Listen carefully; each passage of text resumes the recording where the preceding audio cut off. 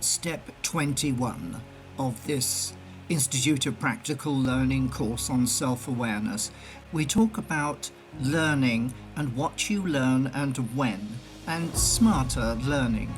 And we also cover the blocks to learning that have been set up in your mind and the filters that effectively control what you learn. So we've got a situation where your nervous system is monitoring your physical inputs coming from your senses and deciding what to let in. Now, the reason I've gone on about your nervous system is exactly the same type of process. You could call this type of process, you could call it an analogy. In other words, it's a model, it's a process, it's a way things happen within your nervous system, but the same model applies to you as an adult as you listen to me now, in terms of you have gates on your mind which are making decisions about what if any of the things I'm saying to you and showing to you actually get through into your mind for consideration. I'm going to stop at that point, because what that does is it brings us through from your nervous system to your subconscious as an adult. And that's why I left this word subconscious on the board, because everything else was basically describing an analogy of how your mind actually works at a microscopic level, and then to suggest to you that your mind actually still works like that. Those inputs still come in. They have to achieve a certain level of sensory potential before they're allowed through. So the inputs that come into your mind now, as I talk to you, what potential value does what I'm saying to you have? The guards on your subconscious gate will be deciding whether to let my suggestions, my concepts, my ideas, my information about how to develop soft skills, all that is being evaluated in your subconscious right now. And you clearly have an option. You can just stop listening to me, or the guards may let my information through. This is similar to the YouTube algorithm and the Facebook algorithm and all the other social media providers who make decisions for you about what it thinks you like. And then it filters out pretty well everything else and just presents to you and keeps you within that little boxed-in framework of your perception of the mind. And that is what the filters and the guards on the gate of your mind are doing, only the rules they are using are not dependent on any kind of algorithm. They're dependent on your early years experience, mostly, which is in practice from age about 3 to age 7, 8, 9, maybe even 10.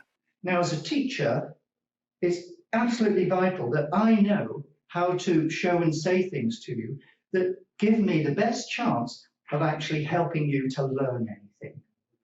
And I can tell you now that 99% of the information you are given that is meant to help you learn doesn't get anywhere. It has to go through about 10 tests. I call it the 10 test stage 1 here. So it's stage 1 testing.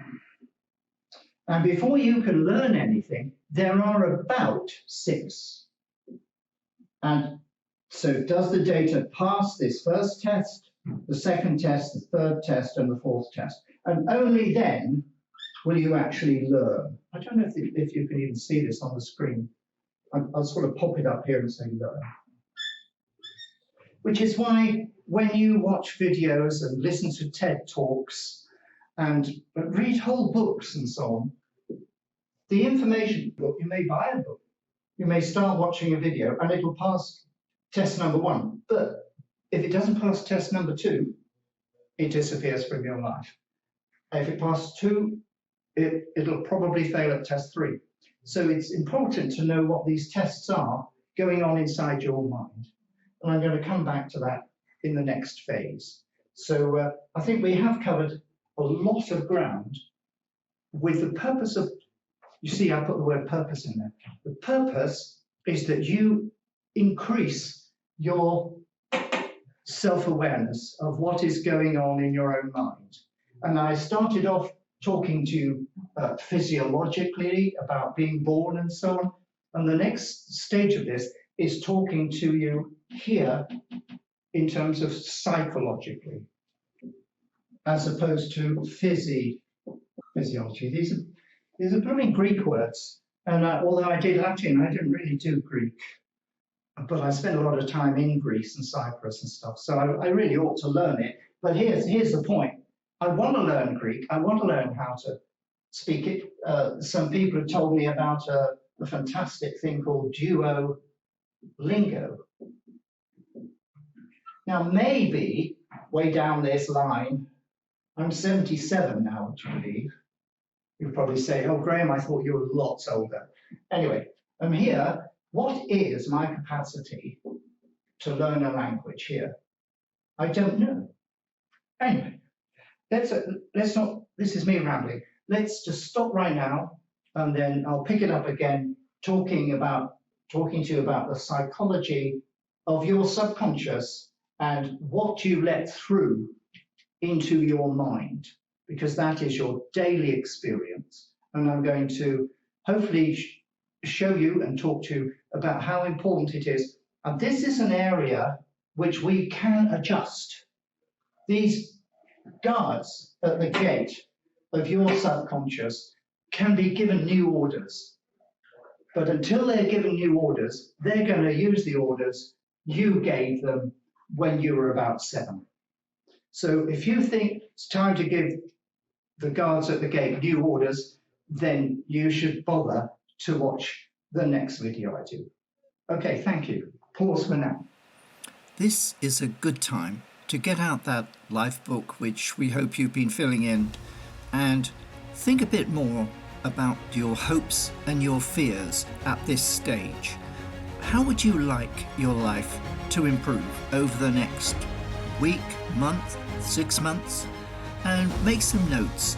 You could even list a few things that you may like to do in terms of what you can watch, what you can read, and the actions you can take. But don't be too heavy on yourself. What we need now is for you to start developing a general sense of purpose, because that's going to help a lot in these next steps.